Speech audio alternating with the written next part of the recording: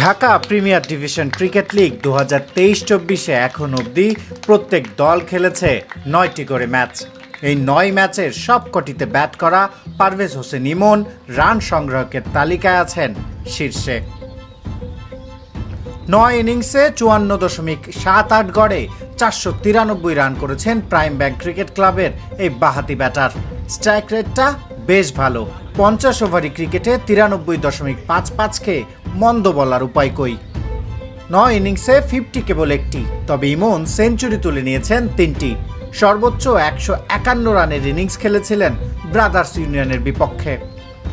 এখন অবধি টুর্নামেন্টের সর্বোচ্চ 21টি ছক্কা হাঁকিয়েছেন, যা প্রমাণ করে তার হিটিং অ্যাবিলিটি কেমন।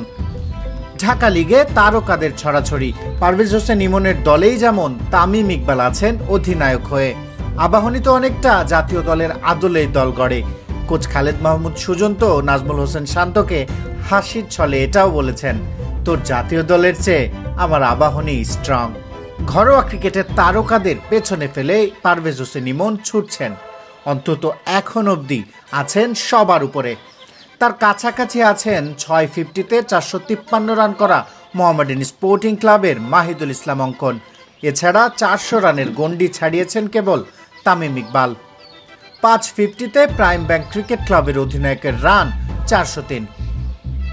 চলতি মৌসুমে 300-এর বেশি রান করেছেন এমন 9 ব্যাটারের মধ্যে সেরা স্ট্রাইক রেট পারভেজ হোসেন ইমনের। শেখ জামাল ধানমন্ডি ক্লাব অধিনায়ক নুরুল হাসান সোহান 90.31 স্ট্রাইক রেটে 345 রান করেছেন। ইমন ও সোহান ছাড়া বাকি 7 জনের মধ্যে কেবল জাকের আলী অনিকের স্ট্রাইক রেট 80-এর বেশি। 87.1 স্ট্রাইক রেটে ব্যাট করেছেন জাকের। অনূর্ধ্ব 19 বিশ্বকাপ জয়ী দলের সদস্যদের অনেকেই এখন সিনিয়র দলে থিতু হচ্ছেন।